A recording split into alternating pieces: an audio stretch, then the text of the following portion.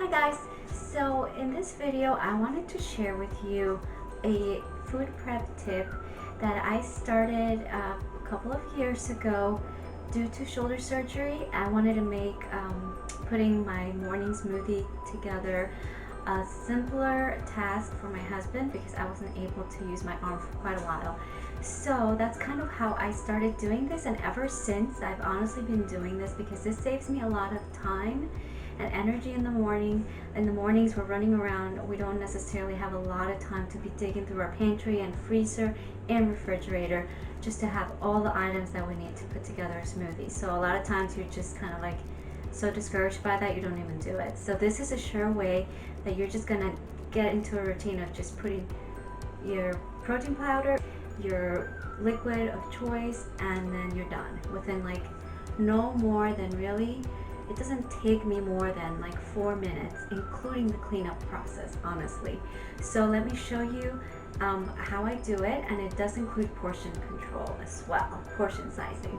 So let's get started. Okay, so I used to use sandwich size, but I realized I was just really dealing with a lot extra room that I didn't need. So I've switched to snack size.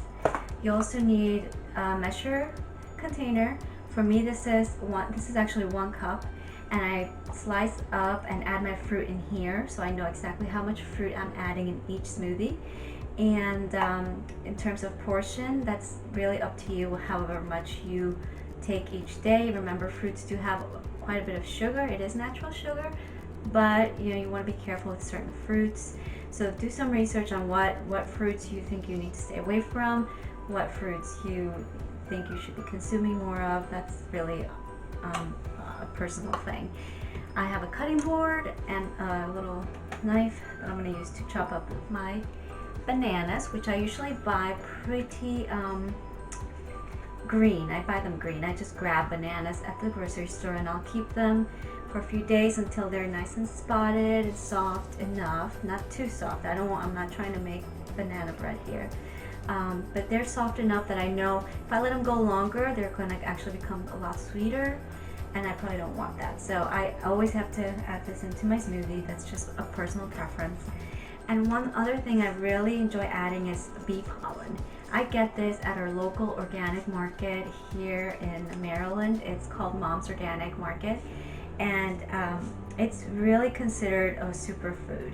It's great for people with allergies, who suffer from allergies, and I found out about it from my dad. He's suffered from allergies his whole life, and it wasn't until he started taking bee pollen twice a day as recommended that he actually stopped having to take allergy medicine. And so I wanted to find out more about it. So that's so I've been taking bee pollen now for about 4 months. And it's really, like I said, considered a superfood. So do some research on bee pollen. And I think the best recommendation I can give you is go with whatever's in your region, available in your region. This is harvested here in Maryland.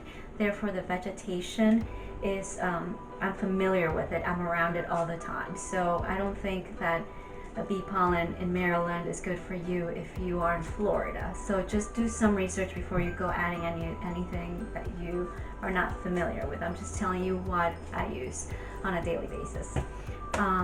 Bee pollen. I add flax seed, and my smoothie mix, my protein mix already has some flax in it, but I do add flax and chia, which I got both of these from Trader Joe's, so they're organic. And I add this for the fiber and also the nuttiness that these are actually golden roasted flax seeds, and they add a nuttiness to my smoothie that is just really enjoyable. And even my husband really likes it. He's mentioned that as well. So that's a way to like really enjoy. I want to make sure that I'm enjoying what I'm drinking. I don't want a smoothie that's gonna be like I'm gonna have to hold my nose in order to be able to swallow. I want to enjoy it, and I honestly do. And I have my protein mix right here, and that's again something you use whatever your choice is, your preferred protein powder. Just make sure you know what's in it and that you're comfortable putting it in your body, because if you don't know what's in your protein powder, you just grab whatever's on the shelf or whatever you see on your Instagram feed, you know, you may regret it. So just go with something you've researched and you know is going to work for you and your needs, your dietary needs. And I also have a bag of frozen strawberries. What I do sometimes is I will purchase my strawberries whole, like when they have sales. Sometimes they have the big containers, like right when you walk into the store, like 2 for $5 or something. So I'll grab some and we'll like snack on strawberries for a few days, and then I will wash them all, and I can show you that in another video how I freeze my strawberries. I don't think that you need to see that though. You probably know how to freeze strawberries, but I'll clean them and I'll dice them and put them in my freezer for what I'm about to do right now. Or you can simply buy a bag of frozen strawberries. Just make sure that you read the label very carefully, because some of them have added sugar to their frozen strawberries, which I've had to put bags of strawberries, frozen strawberries back before, because once I started reading carefully, they add sugar to them sometimes to make them sweeter. So that was like, once I saw that, I was like, this is bad. So I've never bought that brand again. But if I can get fresh, I'll go with fresh. It's no big deal if you can't. So I will start off with a banana, and with banana and strawberry, which is my favorite combo, I have to be very careful because they're both very sweet fruits. And what I used to do in the past is I would make like huge smoothies with like a ton of fruit in them, and I was like thinking, oh, it's so healthy for me. And actually, just because it's fruit doesn't mean you have to eat like, you know, 5 servings. So always be mindful of your servings. What I do is I add some banana, and this banana is going to go a long way. It's not going to be like I'm going to add a whole banana to one smoothie, because remember, whatever protein powder you're going to use, like that already has a lot of added nutrients to it. So you don't want to like, you're going to be wondering why you're not losing weight, or why, you know, or are you gaining weight. If you're, you know, if you're adding way more than you really should to your smoothie or whatever, then you need to dial back.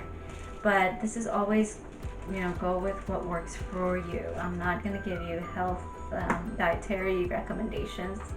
That's something that you need to, you know, figure out on your own with the help of a nutritionist or Google. So here is my portion of fruit. It fits. That was just a little bit of banana. Actually, about a half a banana. And I added more banana in this one just because I was rambling. But I normally add a little bit more strawberry than banana.